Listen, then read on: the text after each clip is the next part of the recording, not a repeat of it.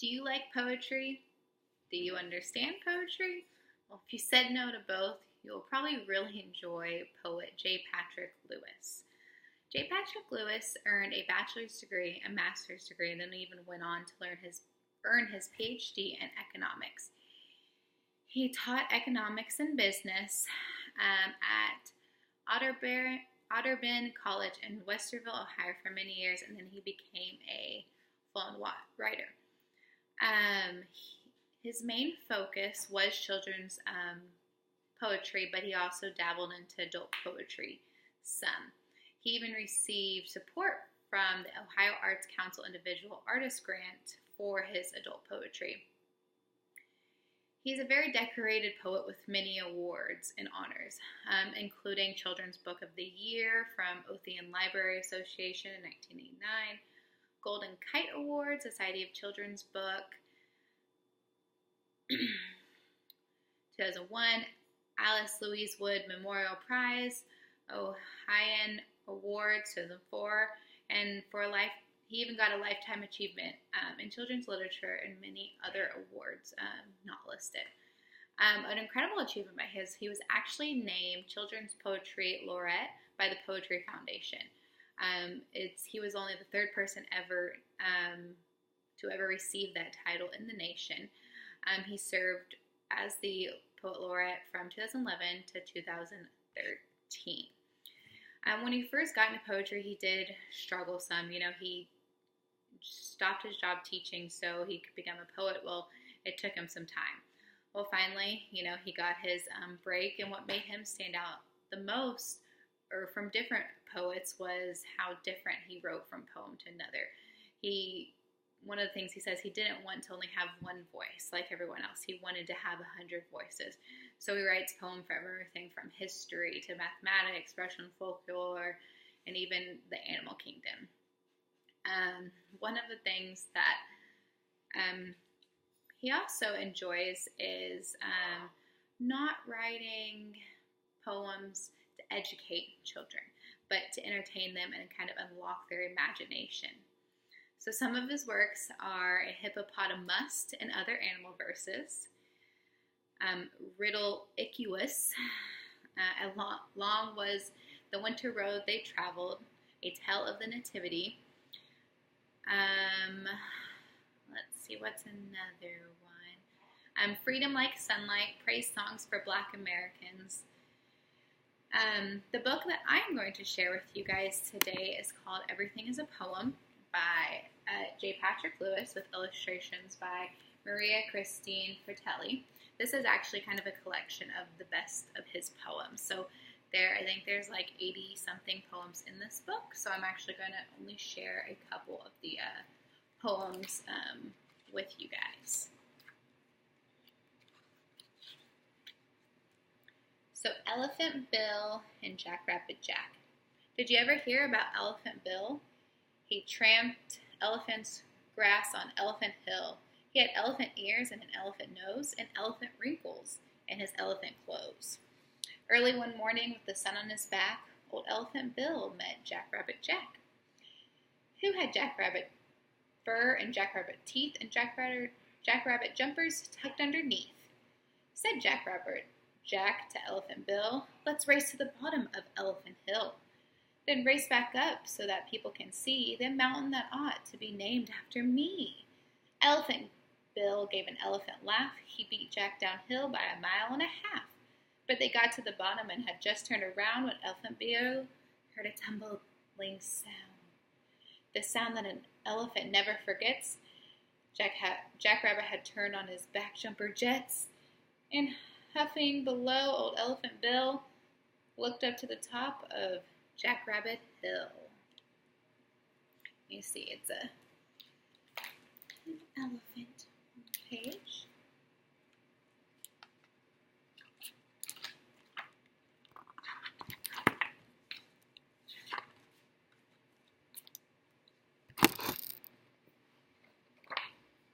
Snake Song.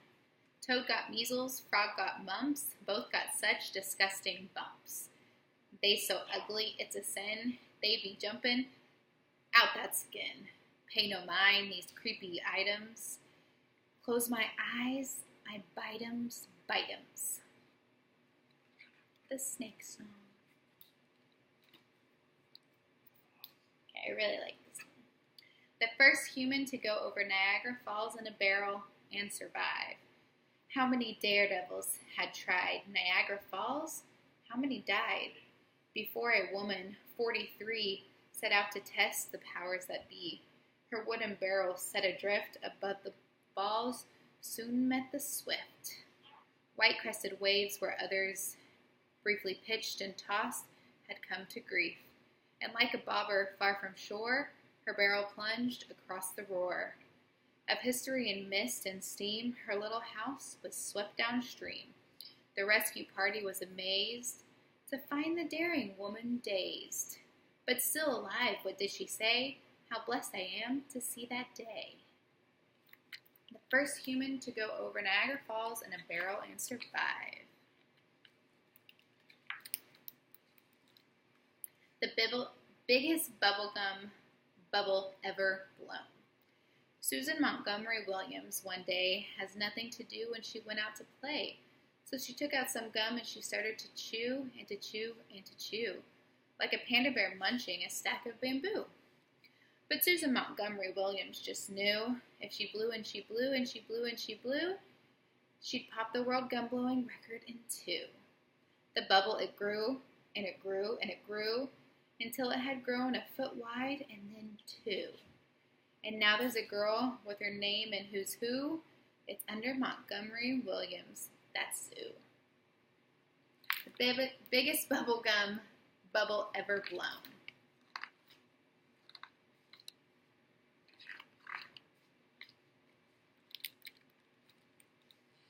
A classic. A children's book, a classic if, at 6, excitedly, you read it to another kid who just turned 63. A classic.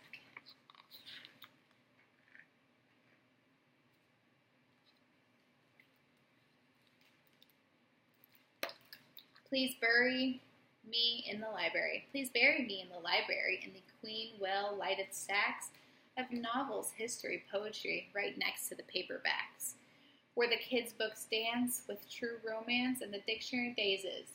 Please bury me in the library with a dozen long-stemmed proses. Way back by a rack of magazines, I won't be sad too often if they bury me in the library with bookworms in my coffin. That was Please Bury Me in the Library.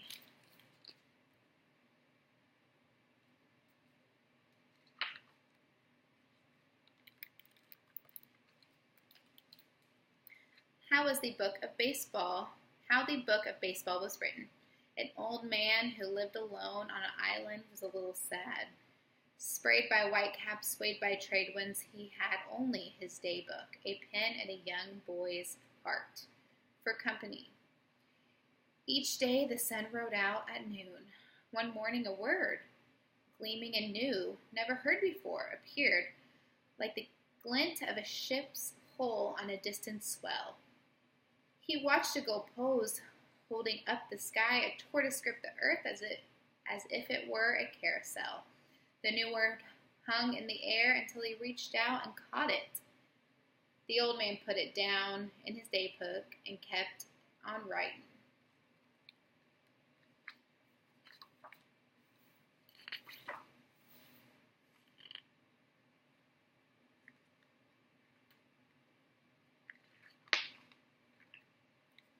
So these are some riddles.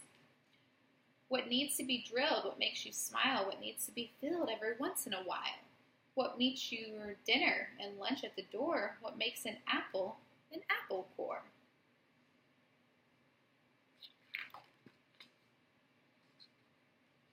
The middle of a table, the end of a tub, in front of the battleship, in the back of a sub. A bus to start off with, the cab at the end. I hope you will be my beautiful friend.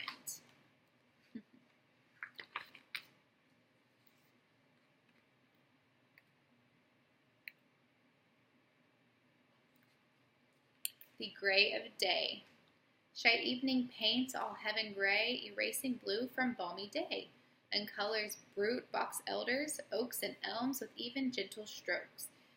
Then finds the houses, whereupon she dabs her brush. Their lights come on, as if 24 stars fell down to twinkle life into the town.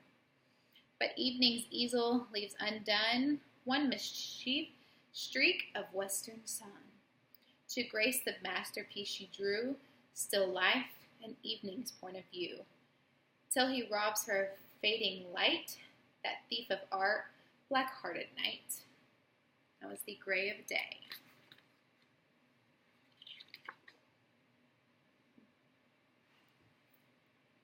Orange Johnson. Orange Johnson wakes at dawn, puts his golden slippers on, climbs the summer sky at noon, trading places with the moon. Orange Johnson runs away with the blue tag end of day, switching off the globe lamp light, pulling down the shades at night. Orange Johnson. All right, I got one more.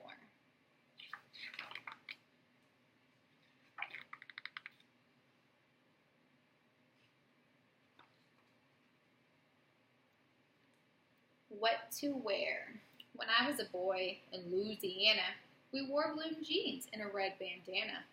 My folks moved up to the state of Maine. We wore duck shoes and slicker suit rain. My folks moved down to the state of Texas. We wore brand names like Lazy X's. Now that we're living it up in Vermont, we wear pretty much whatever we want. What to wear. Those poems were from the book Everything is a Poem by J. Patrick Lewis. Illustrations by Maria Cristina Pertelli.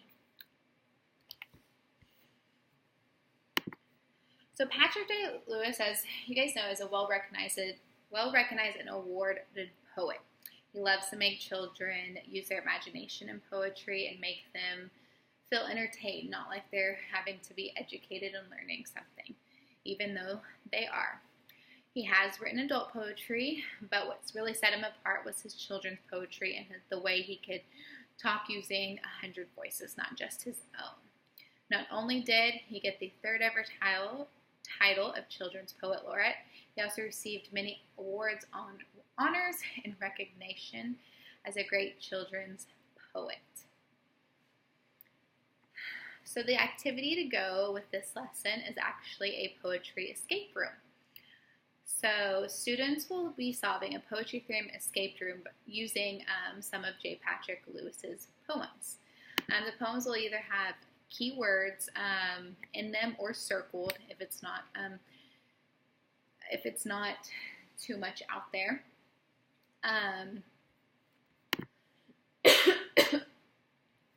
The keywords that are in these poems will lead them to another location in the classroom. Once they get to that location, there's a question. They have to answer the question correctly to pass to the next box. They will continue until they solve the final clue and unlock the last box to retrieve the key. Since the lock boxes are not actually locked, to be sure they actually did it and didn't follow the other groups, they will be required to share how they analyzed the clue and found the location and provide the answer to the question. So when giving this to students will be divided into groups of 4 or 5. Students will be instructed to find the first paper clue somewhere in the classroom. Once they find the paper clue, they will read the poem to try to decode where the next clue is and answer the question, which will lead them to one of the 6 lock boxes around the classroom. They will continue until they reach the final clue and solve it to gain the escape key in the final lockbox. So it's a kind of fun activity for kids to get up out of their seat and move around, but they're also having to decode poetry. This is a great way for them to kind of learn how to read the poetry in a way to make them, understand it and, find keywords to find different locations in the classroom where the lockbox is. So that is my poet presentation of J. Patrick Lewis.